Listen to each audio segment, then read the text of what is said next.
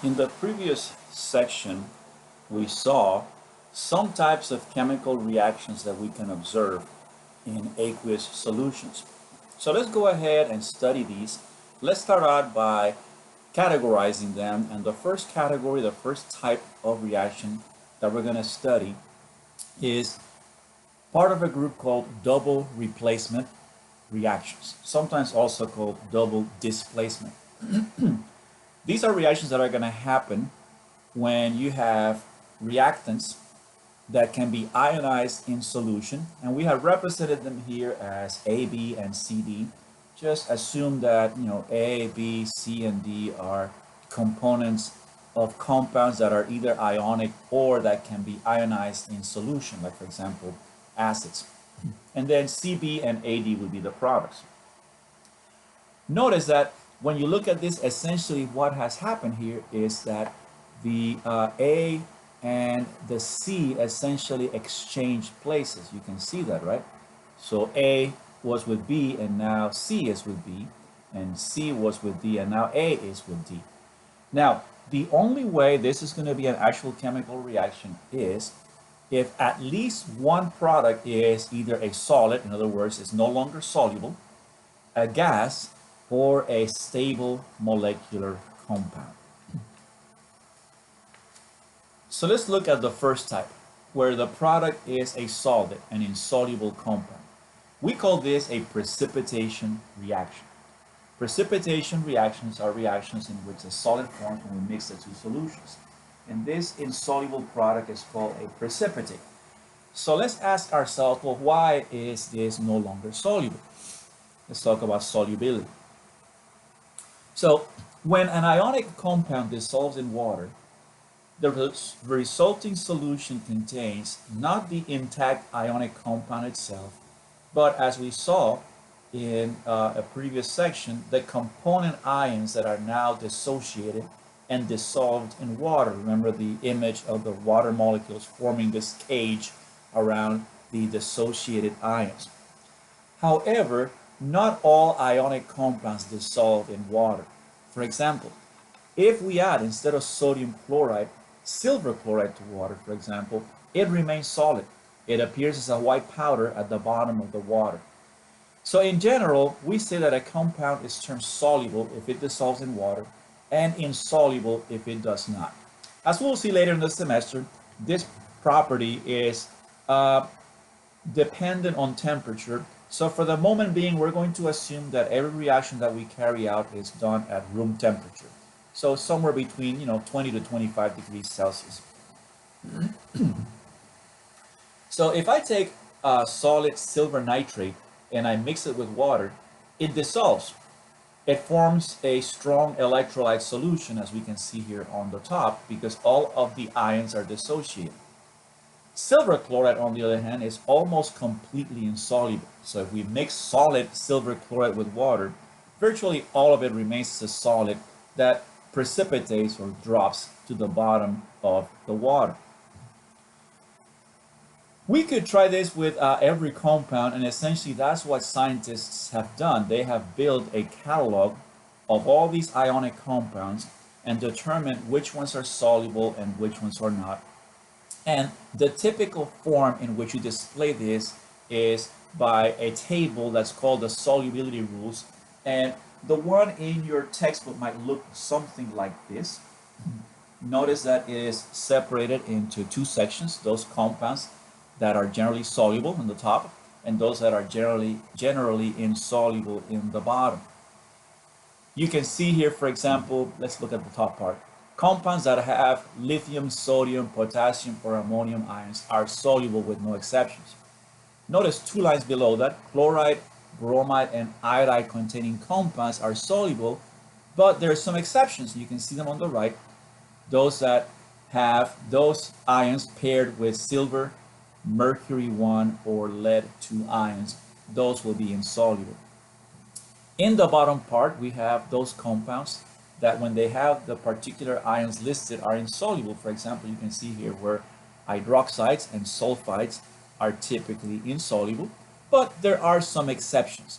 For example, when these ions are paired with lithium, sodium, potassium, or ammonium ions, the resulting compounds are soluble.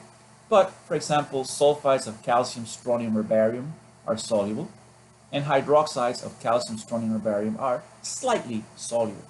There is another way of displaying this information, and that is with a kind of like a grid type of table. You can see where you have the cations on the left in a column and all the anions on the top in a row. So essentially, for example, let's say I want to find out, well, let me see, would magnesium chloride be soluble? Well, I can look over here at the magnesium here on the left, right there, and kind of draw a line and find it underneath chloride. There it is.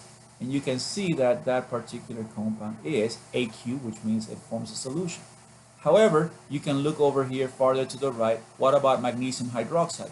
You can see here it says I, or insoluble. So this is another method for displaying the same kind of information.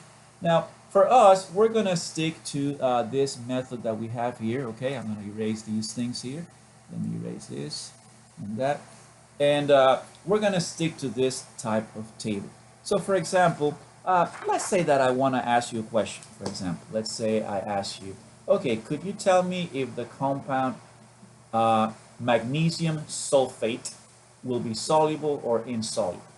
Okay, well, you're going to look over here. Let me get my highlighter again. Here is sulfate. So compounds that have sulfate are soluble, but there may be some exceptions. Let's see if magnesium is one of those. We have strontium, barium, lead-2, silver, calcium. Those are insoluble. So that means that magnesium sulfate would be soluble.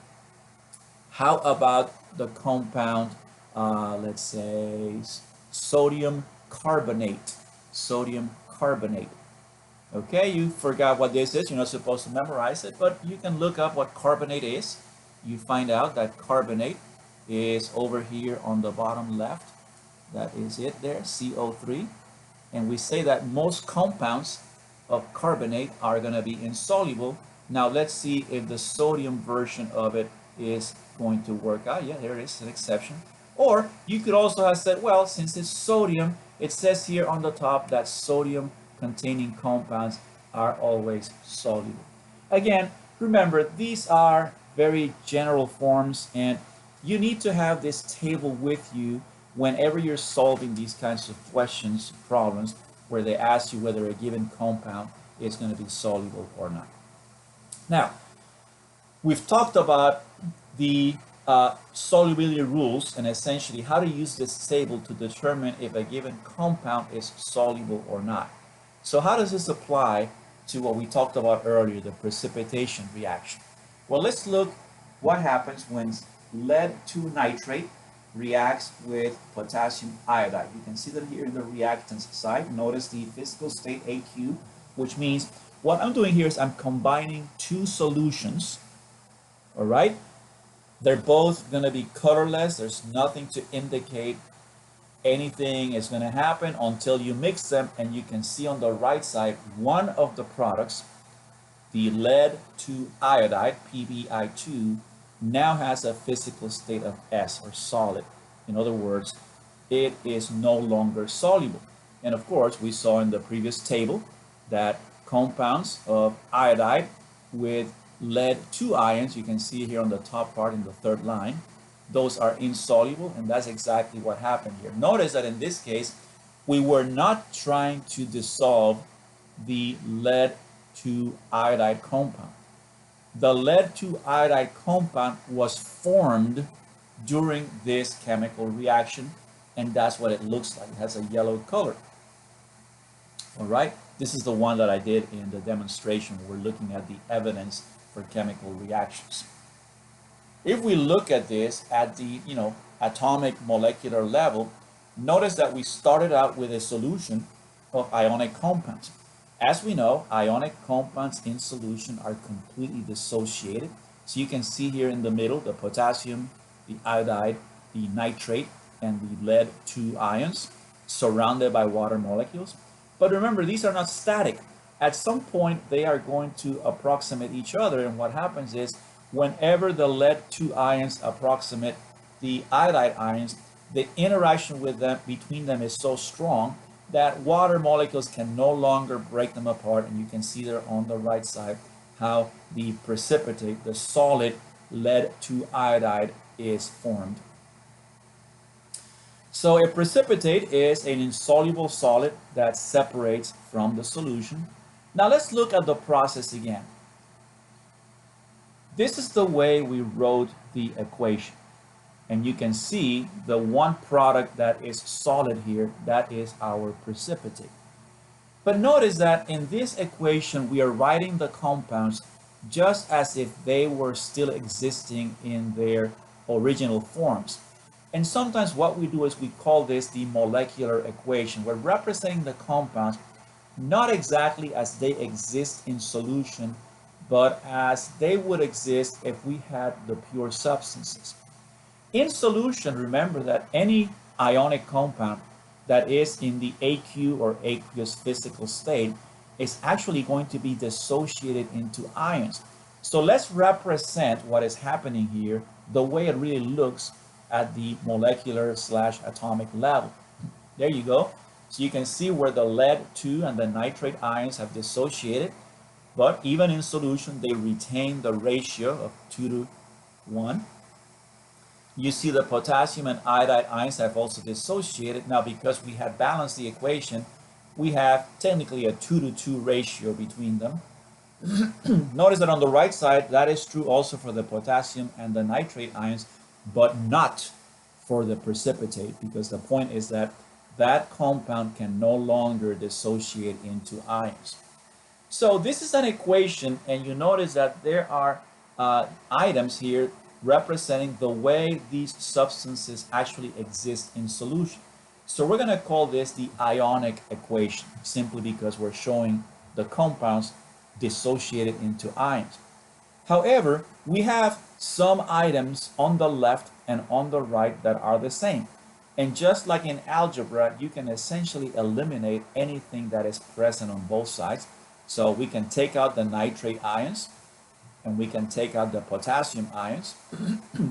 And then all that is left is the combination of lead 2 ions with iodide ions to form the lead 2 iodide precipitate. This final format here is what we call the net ionic equation. Notice that the net ionic equation only shows those reactants that are actually participating in the formation of the product. The potassium and the nitrate ions really take no part in this, and so we call them spectator ions. It's kind of like, you go to the a Lakers game, and of course the team is playing on the court, and they go out and they beat the tar of the other team, they win, and you're a fan in the arena, and you're going like, hey, we won. Well, the reality is that you didn't win, the Lakers did. You were only a spectator, right? You just went there and you watched the show happen. Well, this is what potassium and nitrate are here. They're just watching the show happen. But the show, really, the actors are the lead 2 and the iodide ions. So one thing we can do is we can predict if a precipitation reaction is going to happen. So what you do is you look at either the words or the equation they give you, and then you determine, first of all, what are the ions that each aqueous reactant is going to have. So you're mixing two solutions. You're going to determine what are the ions that are going to be present here. Then what you do is you exchange the ions to determine the formulas of possible products. Remember, in our format, AB plus CD, you're going to switch the A with the C. Remember, you combine a positive ion from one reactant with the negative ion or the anion of the other one. And now you make sure you balance the charges so that when the ions are combined, you get the formula, the correct formula for each product. Now you look at these potential or possible products and you determine whether these products are soluble or insoluble in water. How do you do that? Well, you're going to use the solubility rules. Remember, we're going to use this table and determine if the product that we're predicting will form is going to be soluble or insoluble. If the product is insoluble or slightly soluble, it will precipitate. And so that product is going to have a parenthesis S to indicate its physical state. Now, If neither product will precipitate, in other words, if both potential products are soluble, then there is no chemical reaction, there is no change. There's not even a need to write a full chemical equation. All you do is you write on the right side of the arrow simply no reaction. All right? Don't write an equation for a reaction that doesn't happen. So now, if we determine that any of the possible products are insoluble, and actually both of them could be insoluble, we write the formulas as the products using S to indicate that it's a solid. And then any soluble products, we write them with AQ to indicate that they are still in the aqueous state. Now we make sure the equation is balanced. Remember to only change coefficients. Do not change the subscripts because we already went to the trouble of figuring out what the formulas should have been. And once we have those, we do not change the formulas. Don't forget again that when you're balancing equations that involve polyatomic ions, in this case, the polyatomic ions behave as a single entity, and so you can balance them as such instead of trying to break them up into their component elements and trying to balance that. All right. Most of the time, we write either the molecular formula, which shows us the exchange of ions that happen. Many times, we just focus on the net ionic equation. So let's do a little practice here. What would be the net ionic equation for the reaction of silver nitrate with sodium chloride?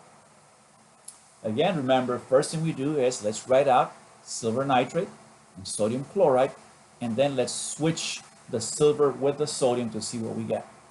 There we go. So again, what I did here was I switched the silver with the sodium, right? So I put the sodium now with nitrate, and I put the silver with chloride. Well, it turns out when you look at the solubility table that silver chloride is one of those compounds that are not soluble in water.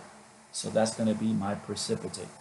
Let's now spread this out into the ionic equation. So everything that is aqueous is going to be dissociated into ions. Always make sure you keep the proper stoichiometric ratios here. So we have on the left side silver, nitrate, sodium, and chloride ions. And on the right, we have sodium and nitrate. Remember, the silver chloride no longer dissociates. So now we can cancel out the spectator ions. So nitrate and nitrate will cancel out. Sodium and sodium cancel out. And so my net ionic equation will be simply the reaction of silver and chloride ions to produce the insoluble silver chloride.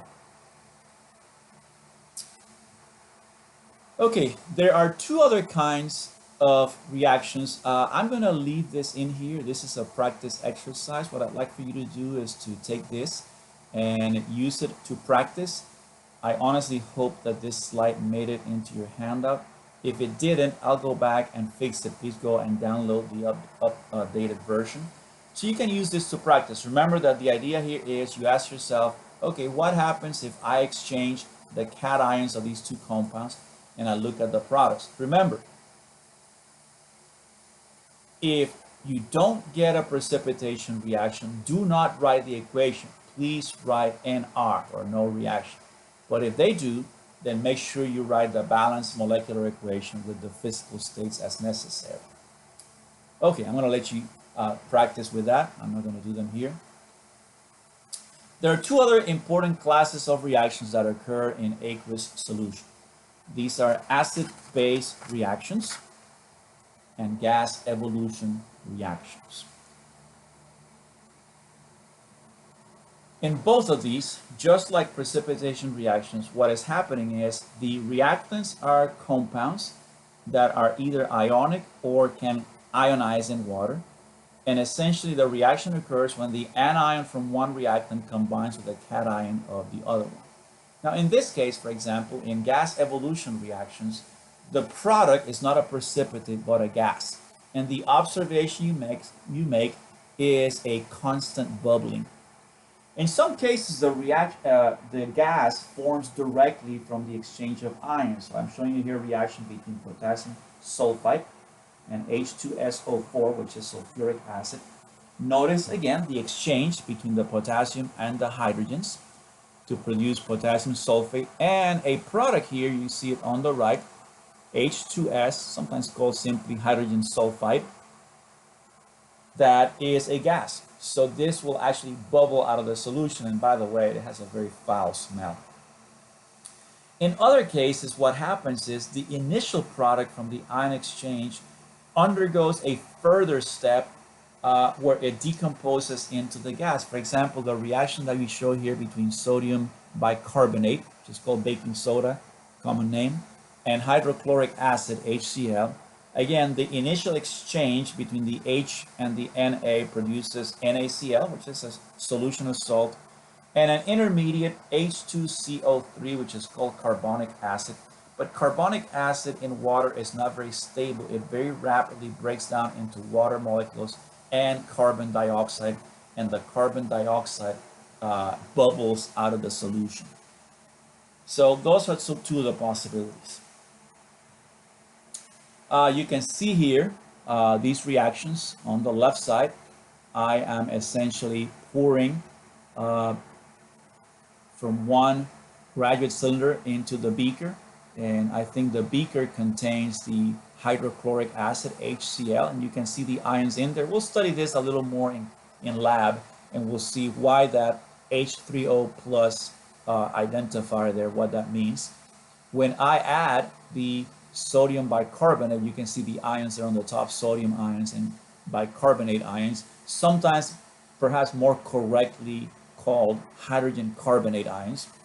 And you can see on the bottom how the reaction is producing CO2 gas, which is not very soluble in water, so it bubbles out, and that's why you see that bubbling there on the picture.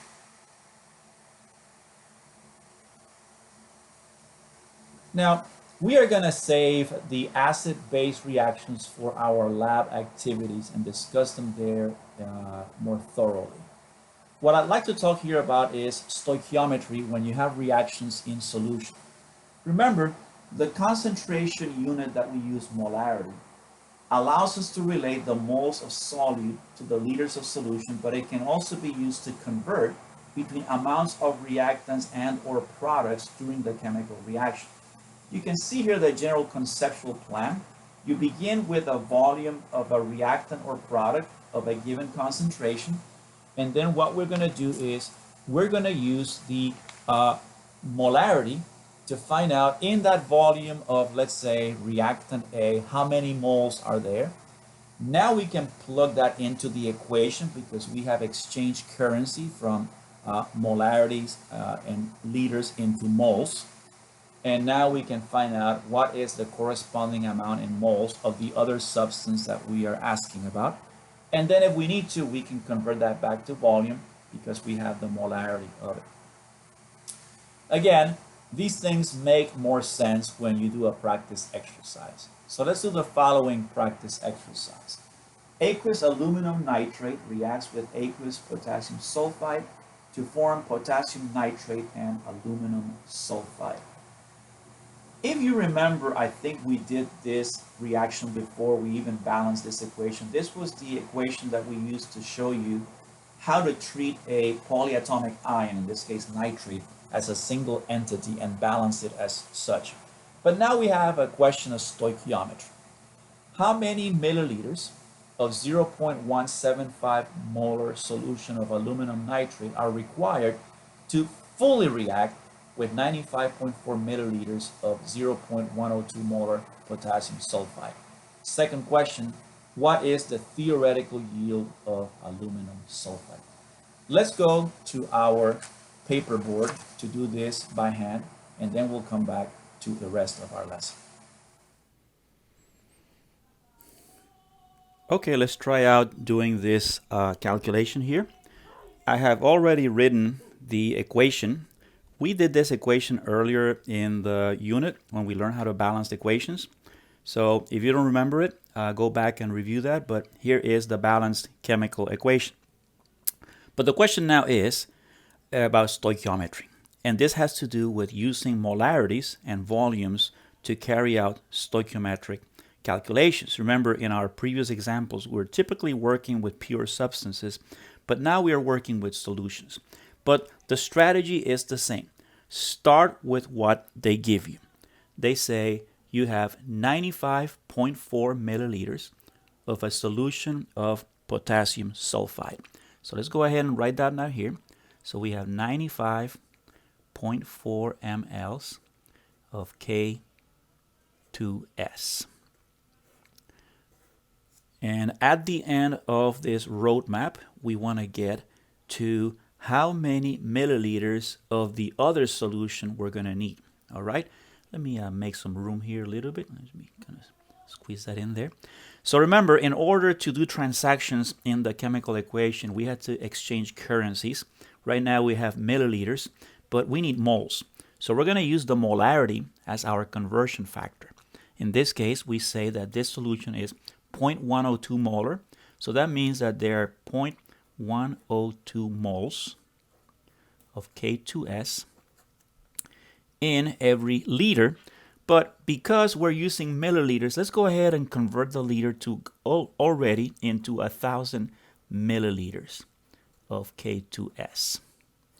And that way the milliliters of K2S will cancel out. All right. Now we are in the territory or the currency of moles. The equation tells us what is the ratio of the two reactants, and it tells us that we are going to need 2 moles of aluminum nitrate. Let's make sure we have that written properly. For every 3 moles of K2S. All right, and that's our next item here. Let me slide this a little bit so we have some more room here. Okay, sorry about that. And that will cancel out the moles of K2S. So now we know how many moles of aluminum nitrate we need. But the way these are going to come is in the form of a solution of aluminum nitrate.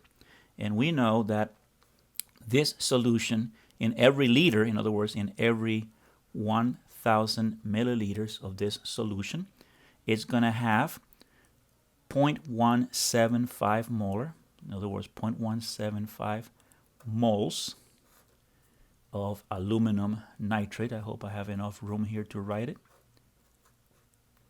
Oh, sorry, we lost you there a little bit. Sorry about that. We ran out of space.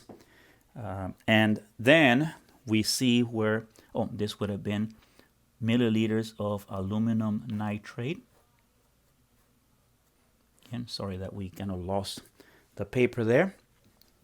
This will cancel out the moles of aluminum nitrate, and now you can simply calculate how many milliliters of this solution. The other thing that helps is that you can see the 1,000 here and the 1,000 here is going to cancel out also. But remember, these were milliliters of the first solution. These are milliliters of the second solution. So we got to make sure you keep those units properly labeled in there. Okay, let's do our calculations. As usual, the given data suggests what the sig figs are going to be. In this case, 3 sig figs there. So this tells me that I need 37.1 milliliters of my solution of aluminum nitrate. Okay. Now, our next calculation is, what is the theoretical yield?